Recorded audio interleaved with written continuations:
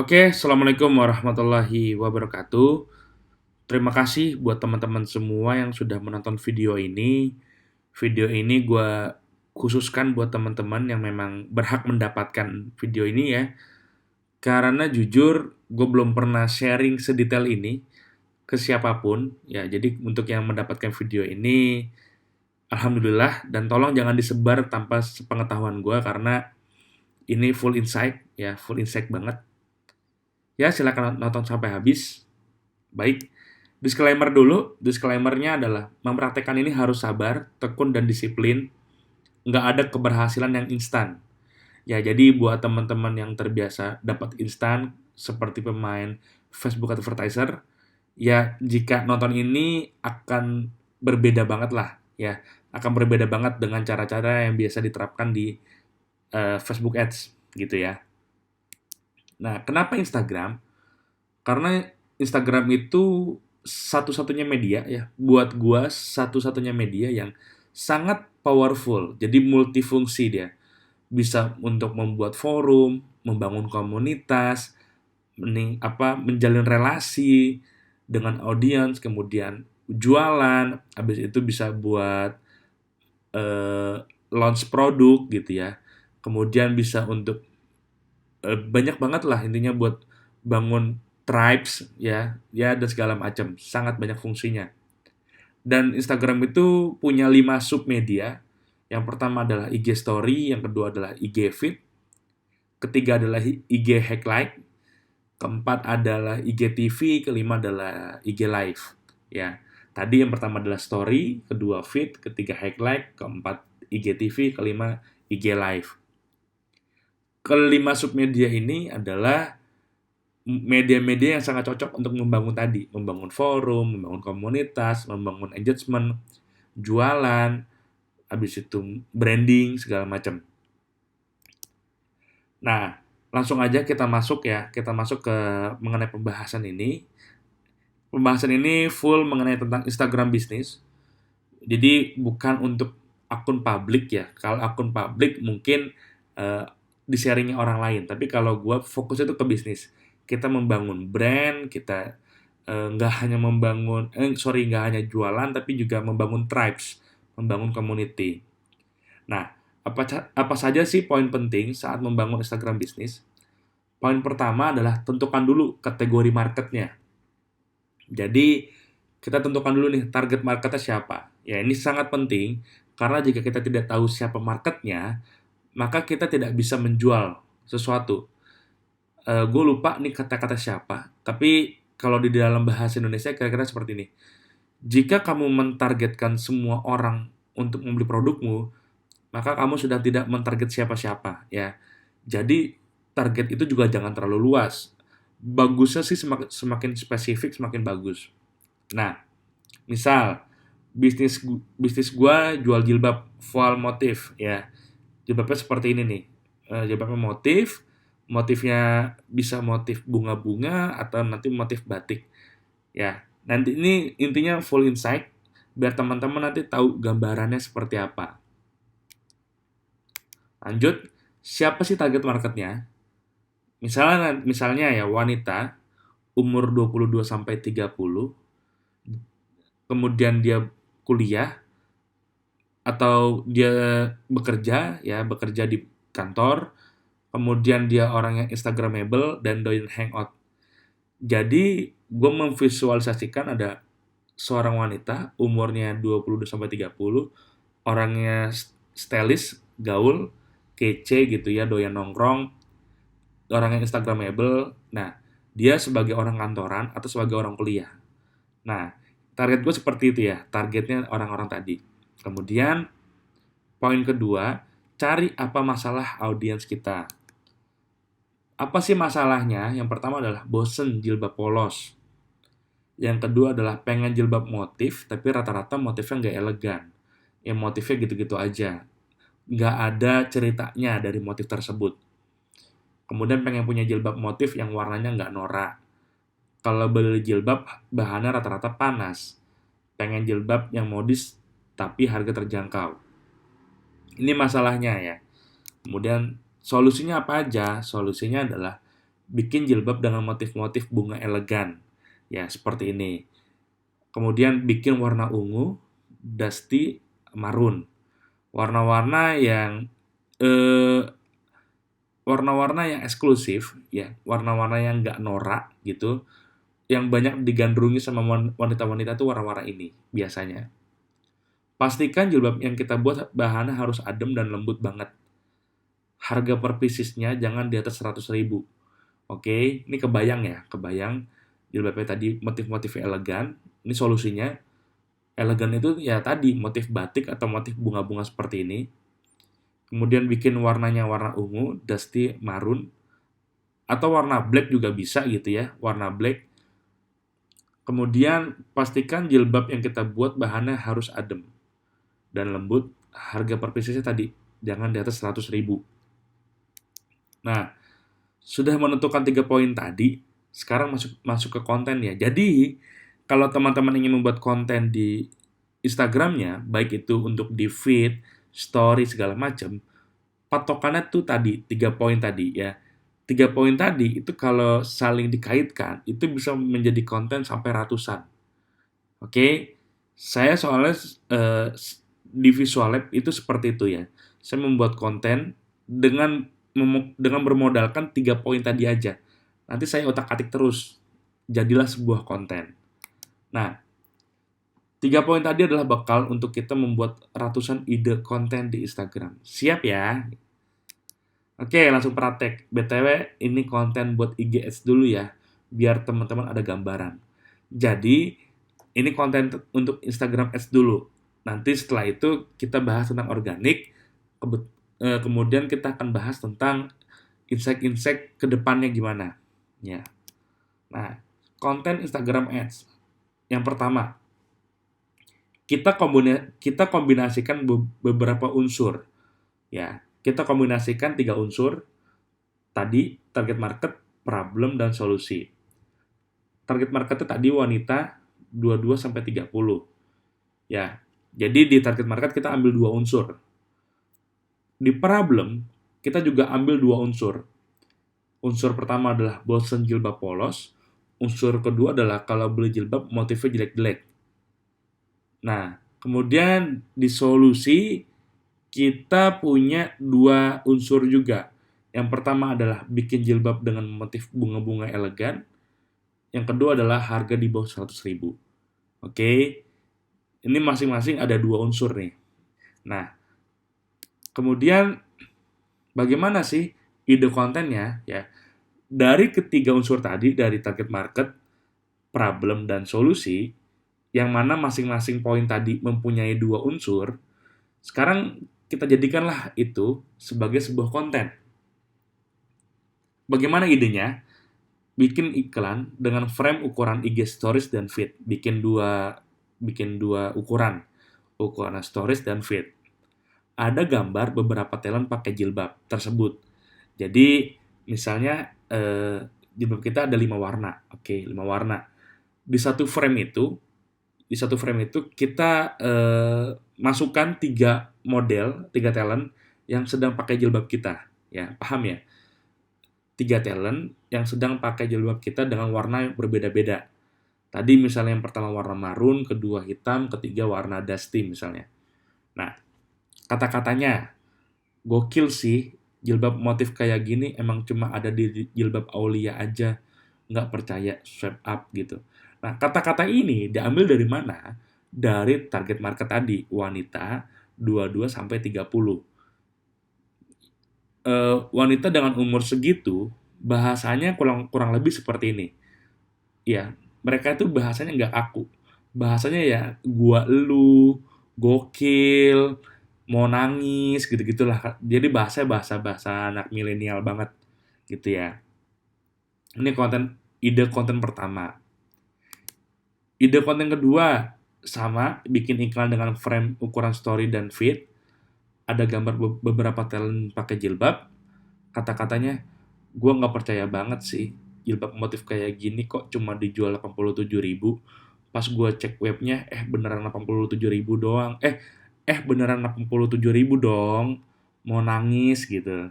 Jadi saking speechlessnya, saking terpukaunya dia sampai begitu mau nangis, swipe up deh gitu. Ya, ini kita menyesuaikan dengan target market kata-katanya. Konten IG Ads ketiga, bikin iklan dengan frame ukuran story dan feed, bikin video reel lagi megang jilbabnya, fokusin di tekstur kainnya yang lembut dan motif-motifnya yang elegan. Jadi bajunya kita taruh di meja warna putih ya, di meja warna putih atau di meja marmer atau dia dimanapun lah, yang penting meja gitu ya. Kemudian kita kayak review gitu, review produknya sambil tangan kita itu megang bahannya, disorot oleh kamera. Kata-katanya misalnya seperti ini ya, kata-kata di videonya. Coba deh, nih lihat bahannya lembut banget, masya Allah nih adem, nggak menerawang dan segala macam. Dan coba nih lihat nih motif bunganya. Ini motif bunganya bunga X. Bunga X itu bunga X itu artinya adalah penuh cinta, kasih sayang dan romantis. Kita berharap buat yang pakai jilbab ini tuh setiap harinya itu penuh cinta, romantis dan kasih sayang. Misalnya kayak gitu ya. Nah, jadi yang kita sorot adalah tangan kita sambil megang tekstur bahannya. Ya, kita jelasin mengenai tekstur bahannya dan kita bilang nggak nerawang juga. Kemudian kita jelasin mengenai arti dari bunga-bunga tersebut. Contohnya bunga mawar. Nah, ini kita pakai kita pakai desain bunga mawar karena bagi kita bunga mawar itu mengandung filosofi A B C D E F G kayak gitu. Paham ya? Jadi isi videonya seperti itu. Kemudian kita bikin teks ya. Sudah kita bikin video, kemudian di video tersebut kita tambahkan teks. Nah, teks itu kata-kata kayak gini. Bentar, lihat dulu aja video ini sebelum klik button di bawah ya. Jadi tujuan kata-katanya itu adalah untuk stopping power agar orang benar mau lihat video itu sampai habis. Oke, clear ya. Nah, sekarang ide konten keempat. Sama kayak tadi, bikin video lagi megang jilbabnya segala macem, kata-katanya seperti ini. Daripada ngeces karena ngeliatin video ini, mending klik link di bawah. Cuma 87.000 juga kok, atau cuma 87.000 doang kok gitu ya. Swipe up ya, kayak gitu. Ini ide konten kelima. Keempat. Sekarang ide konten kelima. Masih sama ya, kita sedang megang jilbabnya. Kemudian kata-katanya seperti ini. Kata-katanya adalah, udah lihat motif dan bahannya, terus nggak ada niatan untuk bungkus jilbab motif ini gitu, misalnya kayak gitu ya. Duh, hati-hati sayang, takut nyesel. Nah, atau duh, hati-hati zeyeng, takut nyesel. Oke, kita menggunakan bahasa yang sesuai dengan target market. Intinya, ketiga unsur tadi, itu kalau kita otak-atik segala macam ya, itu bisa menjadi ratusan ide konten. Saya modalnya cuma itu aja. Jika saya ingin membuat konten, saya buat dulu nih, pakai mind map ya, pakai mind map, target marketnya siapa, masalahnya apa, solusinya apa. Kemudian saya tulis di kertas yang polos, jangan yang bergaris. Saya tulis di kertas polos, saya gabung-gabungin ketiga unsur tadi, nanti jadi konten yang banyak banget. Kayak gitu. Kalau itu cara saya, kayak gitu ya. Jadi kalau misalnya pusing mikirin konten, ya udah pakai 3 pola ini aja. Nanti insya Allah jadi banyak konten. Oke, ide konten yang pertama sampai kelima ini itu adalah gabungan dari unsur-unsur tadi, dari unsur target market, masalah, dan solusi. Dan tadi masing-masing unsur saya hanya ngambil dua poin aja ya. Tadi yang dari target market poinnya cuma wanita dan umur. Kemudian masalah tadi cuma 2 poin yang saya ambil. Solusi cuma 2 poin. Dari hal itu sudah bisa jadi 5 angle konten. Dan kalau misalnya mau lebih banyakin lagi, sebenarnya saya bisa insya Allah kayak gitu. Oke, segitu dulu ya contohnya. Udah kebayangkan ya? Nah, udah kebayang jadi ya. cara membuat konten iklan tuh gimana yang bagus atau yang beda dari yang lain. Karena saat ini orang-orang lain itu apa ya, konten-kontennya cenderung sama, jadi monoton. Orang juga udah bosen karena orang itu saat ini mereka tuh tidak suka dijualin, tapi dia suka belanja. Orang itu udah malas lah dengan bahasa iklan. Ya, udah malas dengan bahasa iklan karena terlalu monoton, terlalu kuno, gitu-gitu aja gitu. Nah, kemudian ini prinsip-prinsip Instagram bisnis yang saya jalankan. Yang pertama adalah bangun interaksi, bukan impresi. Kalau impresi gampang dicari, tapi interaksi sangat sulit. Akun Instagramnya kelihatan hidup, jangan diisi katalog produk mulu. Kemudian, buatlah tujuan untuk membangun community, bukan hanya selling. Jadi kita membuat akun, goal besarnya, goal kedepannya itu membangun komunitas, bukan hanya jualan. Ya. Kemudian adalah rajin upload minimal 3 post per day. Kemudian visual identity harus fokus.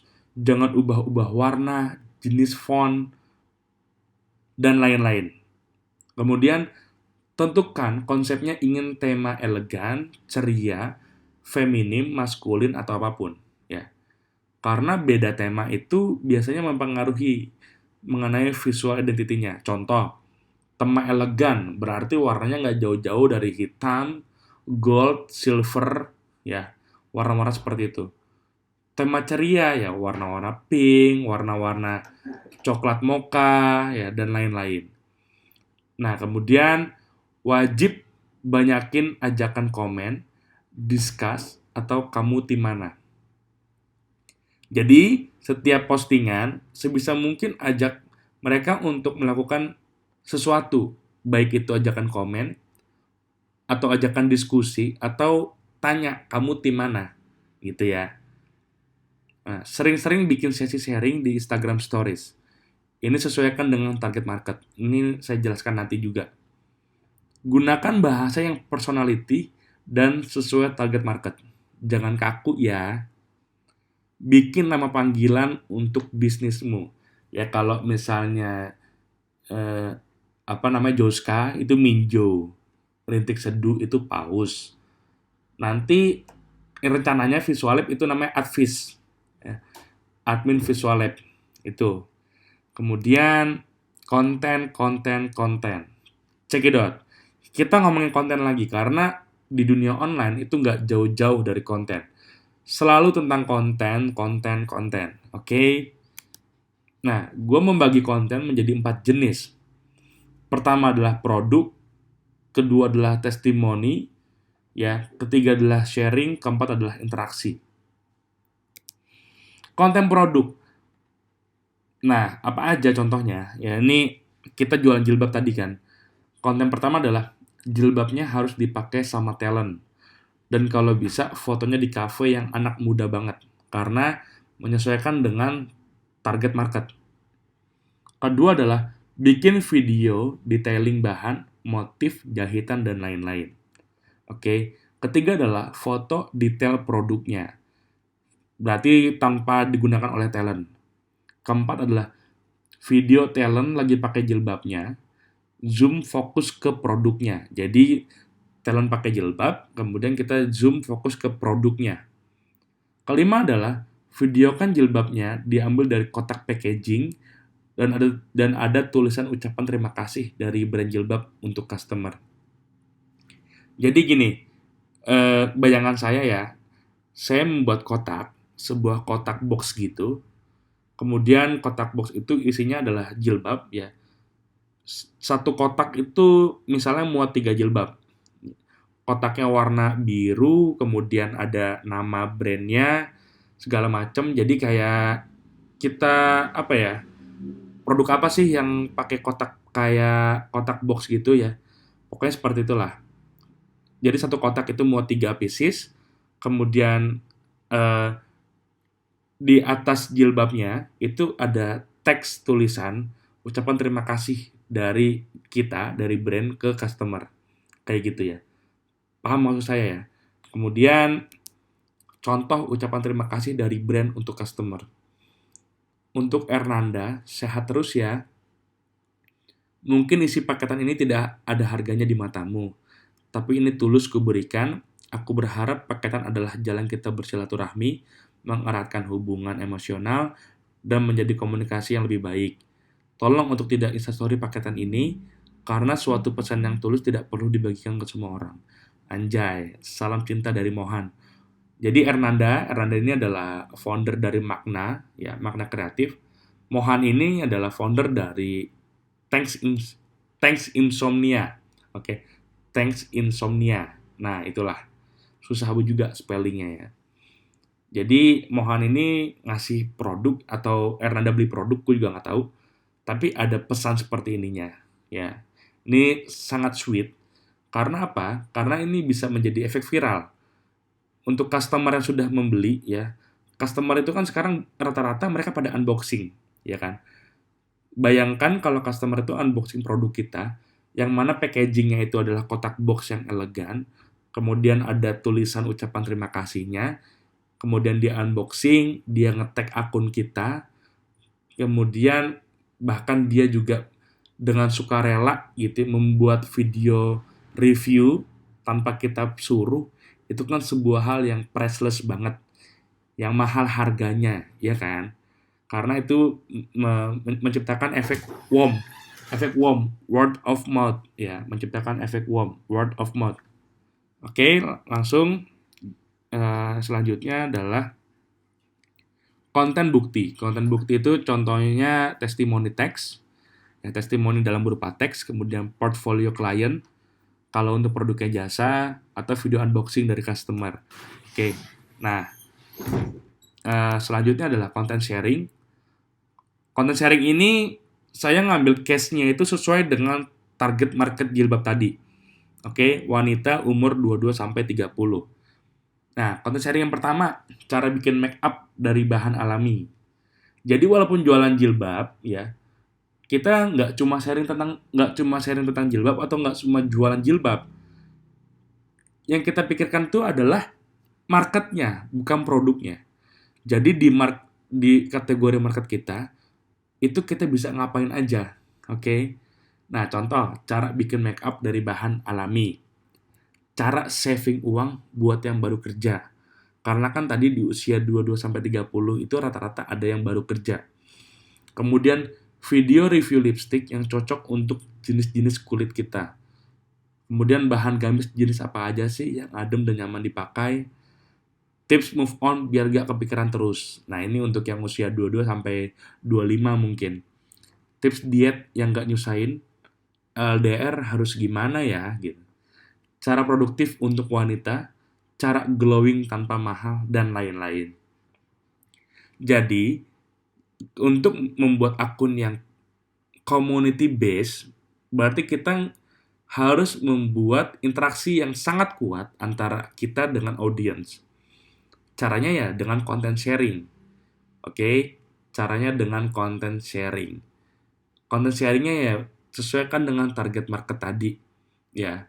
Nah, dan menurut saya kedepannya itu semua brand itu sudah mulai menunjukkan seorang tokoh.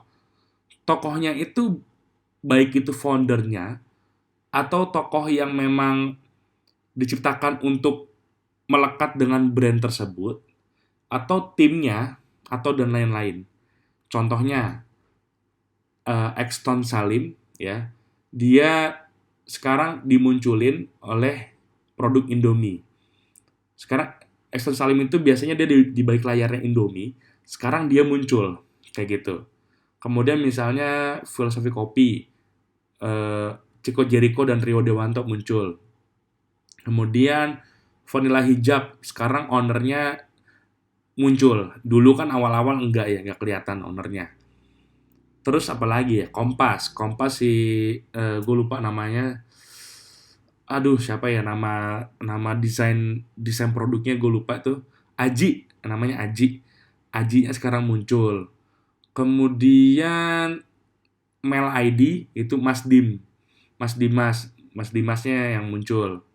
Oke, ya intinya sekarang menurut gua kalau lu mau mau terkenal banget atau membuat community base, ada tokohnya yang muncul. Jadi nggak cuma jualan di balik layar gitu.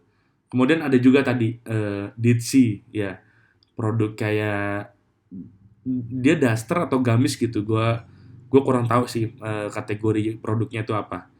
Ya itu ada tokohnya juga. Kicik Muslimah juga sama. Ya, uninya muncul. Kayak gitu sih. Nah, jadi kalau misalnya lo mau buat Instagram bisnis, ada tokohnya yang muncul. Tokohnya ini sharing nih konten-konten ini gitu. Ya, biar audiens itu deket dengan sosok di balik brand tersebut. Oke, paham ya sampai sini ya? Lanjut, konten interaksi. Konten interaksi, contohnya kamu tim jilbab warna pink atau marun. Nah, kemudian coba yang sampai saat ini masih susah move on, mana orangnya? Ayo komen. Atau tag teman kamu yang susah move on, gitu ya. Pengen banget shopping tanpa mikirin isi dompet, gimana ya? Gitu. Kemudian, kalau disuruh milih artis Korea A atau B, kamu pilih mana? Sekarang banyak ya wanita yang punya tumbuhan monstera di rumahnya. Kamu punya juga. Kalau malam gini, enaknya ngemil apa ya? Kayak gitu. Ini jadikan sebuah konten desain, konten foto, kemudian nanti captionnya kamu pilih mana, udah gitu aja. Atau captionnya tag teman kamu yang susah move on, kayak gitu. Nanti biasanya kalau interaksinya udah kuat, itu komennya berudul tuh, komennya banyak banget, kayak gitu, ya. Nah, tren bisnis online ke depannya, menurut yang gue pelajari dari beberapa sumber, gue tipikal orang yang mempelajari bisnis. Jadi gue suka banget mempelajari bisnis gitu ya. Basicnya gue memang advertiser di Facebook, tapi udah lumayan lama ini gua udah nggak ngulik FB, udah lama. Tapi tetap FB Ads itu ada tim yang jalanin ya, ada tim yang jalanin. Kalau gua concernnya itu di konten, kemudian di mengenai brand, concernnya kemudian di cara membangun community-nya gimana. Ya, jadi setiap konten yang gue posting itu insya Allah mendekatkan gue dengan goals gue. Kayak gitu. Goalsnya bukan hanya uang, tapi gue memang ingin membangun community base. Ini goals gue yang paling besar, gitu. Nah, satu ya, trennya ke depan adalah eranya bukan apa yang dijual, tapi siapa yang jual. Kayak yang gue bilang tadi, sekarang itu brand sama dengan personal branding. Gitu ya. Dulu orang-orang udah gak muncul. Sekarang rata-rata mereka pada muncul. Ya, contoh lah Evolene, ada Christian Dicky. Itu muncul Christian Dicky-nya. Atau misalnya bisnis hack, ya Pak Mardigunya terus yang muncul. Itu kan tokoh ya.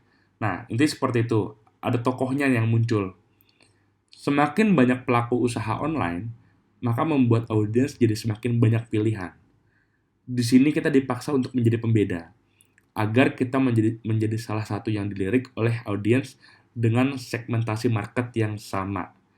Kita harus jadi pembeda, harus punya ciri khas, dan harus bisa merebut hati banyak orang untuk masuk ke lingkup kita, atau masuk ke sebutannya apa ya, sebutannya wadah kita gitu ya. Nggak cuma masuk, tapi bener-bener jatuh cinta dengan yang kita lakukan. Yang kedua tadi, community based takes all ya. Siapa yang bisa membangun community-nya sendiri, dia yang akan menguasai market dan terus stabil. Selalu ada penjual yang lebih murah dari kita. Tugas kita di sini adalah membangun community sendiri agar kekuatan kita di brand bukan di price. Contoh, Rintik Seduh, NKCTHI, Lokal ID, Mel ID, Vanilla Hijab, dan sepatu Kompas. Brand-brand ini adalah dia mempunyai community base. Ya, apalagi Rintik Seduh ya. Rintik Seduh ini salah satu akun yang dia cuma posting gambar tanpa caption, itu yang komen ada ribuan tuh. 1.000 minimal. Ya, bahkan sampai 7.000, 6.000 kayak gitu-gitulah. Ini kan edan ya, maksudnya sekali yang ngeposting yang komen banyak. Padahal cuma foto tanpa caption, udah gitu aja. Nah, ini kan berarti sudah kuat. Ya, sudah kuat engagement dia dengan audiens, kemudian trust-nya audiensnya dia sudah dapat ke Rintik Seduh. Sehingga Rintik Seduh itu kemarin jual buku 3.000 eksemplar itu dalam hitungan jam kalau gue nggak salah. Ya, bukan hitungan hari ya, tapi hitungan jam. Nah, kemudian dia juga ada jual goodie bag, itu juga ludes parah setahu gue. Kemudian, pendekatan lokalitas adalah kunci. Saat ini sudah banyak lokal brand yang mengeksplor kelokalitasan, seperti brand kopi yang mengangkat petani kopinya, seperti brand sepatu yang mengangkat tema tahun 90-an, old school dan lain-lain, ya. Dan juga mengangkat proses produksinya. Ya, contohnya tema old school itu Brodo. Mungkin lu pernah kena iklan Brodo ya, yang apa kontennya itu konten orang-orang jadul pakai baju SMA gitu ya. Intinya orang SMA di tahun 90 atau 80-an lah. Kemudian pakai sepatu yang modelnya tinggi gitu, ya kan? Orang-orang SMA di zaman dulu tuh pakai sepatunya kayak gitu. Nah, Brodo menciptakan sepatu yang sama, yang serupa, kemudian dia membuat brand story-nya. Brand story-nya itu adalah intinya dia pengen membuat orang itu nostalgia dengan masa lalunya di SMA di tahun 80-an atau 90-an. Ya. Nah, itu Brodo. Kemudian kalau sepatu Kompas, store-nya dia itu di mall, itu kan kalau orang bikin store itu kan mewah, bagus segala macem ya. Kalau sepatu Kompas itu store-nya di mall, konsepnya itu konsep cukur rambut Asgar gitu ya. Cukur rambut Asgar. Kan kalau cukur rambut itu kan ada ini ya, ada bingkai, terus kumpulan model cukuran kan. Nomor 1 cukurannya begini, 2 ini, 3 ini, biasanya sampai 30 foto tuh di satu bingkai. Nah, kemudian Kompas itu mengganti foto di dalam bingkai itu menjadi sepatu-sepatunya dia. Jadi tokonya itu bentuknya kayak Asgar ya, kayak cukur rambut asli Garut. Ada kursinya, ada kacanya, kemudian ada bingkai yang apa tadi yang gue bilang ya, yang kumpulan model-model rambut. Tapi kalau dia ya tadi kumpulan model-model sepatunya. Terus habis itu ada kursinya itu isinya adalah sepatu-sepatu Kompas, dan mejanya juga itu isinya sepatu-sepatu Kompas. Yang intinya konsepnya itu bener-bener kayak kayak rumah lagi. Kayak tukang cukur rambut Asgar tapi sepatu Kompas semua lah gitu.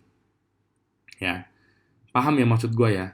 Nah, sekarang itu eranya ke sana, eranya ke lokal ya, ke lokalitas. Kompas menurut gua nggak ada hubungannya antara Asgar dengan Kompas. Tapi dia membuat campaign, memang dia menaikkan bahwa Kompas itu brand UKM. Kompas itu adalah dari UKM untuk negeri segala macam. Nah, seperti itu. Tema old school juga sama ya, tema-tema vintage gitu zaman-zaman dulu. Karena sekarang itu banyak orang yang sedang nostalgia dengan masa lalunya. Oke, lanjut. Seperti brand air mineral yang mengangkat tentang bumi Indonesia. Oke.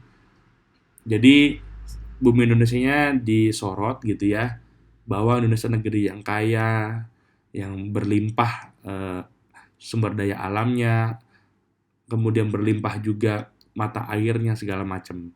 Dibikin kayak gitu. Kemudian seperti platform ojek online yang mengangkat tentang kehidupan drivernya. Nah, ini kan lokalitas ya. Kan banyaklah video-video tentang ojek online yang mana dia mengungkap story drivernya. Dulu saya adalah seorang bla bla bla bla. Kemudian saya daftar ke ojek online. Alhamdulillah dari sini saya bisa menghidupi keluarga. saya bisa nyekolahin anak dan segala macam. Itu kan membuat story. Nah, tapi tetap mengusung lokalitas yang sesuai dengan semangat lokalitas dan semangat nasionalis. Seperti marketplace yang selalu mengangkat tentang UMKM Indonesia. Ya, kayak marketplace mendukung warung-warung kelontongan, marketplace mendukung UKM-UKM yang di pinggir jalan segala macam. Misalnya kayak gitu. Padahal kalau bisa dibilang mah ya nyambung sih nyambung, tapi maksudnya kan nggak begitu nyambung banget. Tapi ya itu yang namanya semangat lokalitas itu nanti bakal menjadi bersinar banget ya. Bakal menjadi bersinar banget. Sekarang contohnya gimana? Kalau jilbab yang kita sorot siapanya? Yang kita sorot adalah para penjahitnya.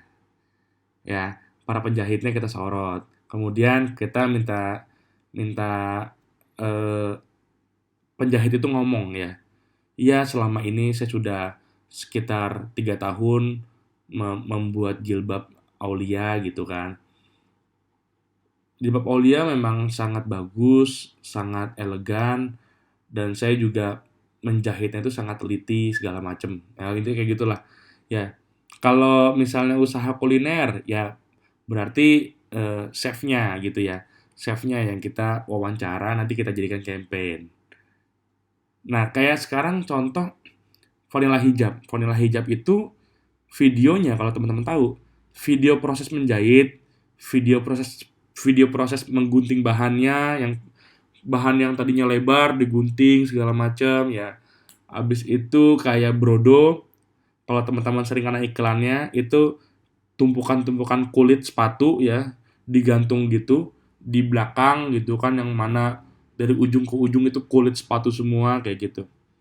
Atau nah project itu bahkan lebih edan, dia ngasih tahu berapa HPP per sepatunya ya, dia ngasih tahu berapa harga HPP per sepatu dan dia jual berapa. Nah, itu kan semangat-semangat lokalitas dan semangat-semangat nasionalis ya. Lokalitas adalah sebuah opportunity yang besar. Audiens kita sudah sangat aware dengan lokalitas dan nasionalis. Nanti banyak brand itu arahnya ke sana. Oke. Jadi kalau kita membuat sesuatu, kita pikirin nih apa nih yang bisa kita jadikan sebagai konten. Contoh misal tadi, andai kata jilbab saya motifnya bukan bunga, tapi motifnya adalah batik Pekalongan. Ya, kita bikin nih brand story-nya mengenai batik Pekalongan. Filosofinya apa, segala macamnya. Ya, jadi kita bukan menjual jilbabnya, tapi kita menjual story-nya. Kayak gitu. Dan orang akan proud, ya, akan so proud banget buat kita, karena kita sudah menjaga kultur batik Pekalongan tadi, dan kita menjadikan batik Pekalongan tadi eh, semakin terkenal, ya, semakin terkenal dan menggabungkan antara kultur lokal dengan modern, gitu. Itu kan sesuatu yang luar biasa. Nah, contohnya kayak misalnya saya di Visual Lab. Saya kasih tahu tuh visi misinya apa. Saya kasih taunya gimana caranya. Saya buat konten di stories atau di feed. Misalnya konten fotonya visi Visual Lab. Visual Lab lagi. Visi Visual Lab. Nah, kemudian di caption, Visual Lab fokus untuk membantu UMKM agar dia bisa tetap jualan walaupun dia tidak punya tim desainer, kita akan bantu desainnya, kontennya kita yang pikirkan dan kita akan apa ya, akan brief, akan memberikan improve untuk bisnisnya seperti itu. Nah, itu kan yang namanya story-nya ya. Itu yang namanya story. Story itu bisa diambil dari banyak angle. Bahkan dari packaging aja itu bisa dijadikan sebuah story. Ya, bukan story IG story ya, tapi cerita gitu, cerita mengenai bisnis untuk kita jadikan sebagai campaign. Ya, bahkan packaging itu bisa dijadikan sebagai campaign. Orang motong bahan jadi campaign. Tumpukan-tumpukan kulit sepatu itu jadi campaign. Nah, intinya kayak gitu. Sekarang lebih ke arah sana. Nah, lanjut ya. Tadi kita udah ngebahas banyak nih, ngebahas tentang Instagram, ngebahas tentang IG Ads, ya konten-konten IG Ads. ngebahas tentang konten, jenis-jenis konten, ngebahas tentang prediksi bisnis yang akan datang. Sekarang saatnya kita ngebahas tentang funnel strategi. Nah, kalau yang gue lakukan, funnelnya gini. Tadi dari konten edukasi atau konten sharing, ya. Konten sharing yang udah gue buat, contoh lah tadi konten tentang membuat make up yang alami. Itu gue buat tuh kontennya. Kemudian gue iklanin. Konten tadi gue iklanin ke visit profile. Ya, iklannya lewat mobile, lewat aplikasi Instagram. Directnya ke visit profile. Kemudian gue udah ngumpulin nih visit profile yang banyak. Ya, intinya yang ngunjungin Instagram gue itu udah banyak banget. Kemudian orang-orang yang tadi ngunjungin Instagram gue atau interaksi dengan akun gue bikin custom audience-nya. Udah gue bikin custom audience-nya, kemudian gue iklanin retargeting. Iklan retargetingnya kalau gue pakai objektifnya WC, ya, website conversion. Iklan retargetingnya apa aja? Retargetingnya adalah konten produk, ya, konten produk, dan gue bikin banyak konten. Bikin banyak konten kayak tadi 5 ide konten yang gue kasih ya.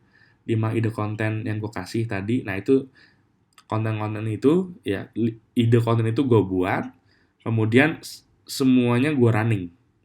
Jadi satu orang itu bisa kena retargeting gue dengan konten yang beda-beda kayak gitu. Jadi gue jualan itu bukan di awal tapi di akhir. Di awal itu justru gue membuat awareness dulu, nampung mereka ke wadah gue. Wadah gue itu yaitu berarti ke IG bisnis gue. Kemudian gue bikin wadahnya berupa custom audience. Kemudian gue retargeting. Wah, muter terus. Makanya lu kalau lu udah ngunjungin Instagram Visual Lab, pasti lu akan kena iklan retargeting gue terus. Ya, cobain aja nanti lihat. Pasti akan kena iklan retargeting gue terus. Dan apa namanya, di gue sangat powerful, ya. Di gue sangat powerful, menurunkan cost iklan dan meningkatkan result serta meningkatkan engagement. Karena gue direct orang ke akun gue itu bukan gue jualan produk, tapi gue directnya dengan cara gue iklankan konten sharingnya gitu atau konten edukasinya. Nanti pas dia udah masuk ke IG bisnis gue, nanti kan dia bisa ngeliat tuh ya isi feed gue atau dia bisa lihat isi highlight gue. Ya udah, tinggal di situ tuh dia melihat produk gue, melihat testimoni customer gue, melihat konten-konten sharing, konten pertanyaan dan segala macam.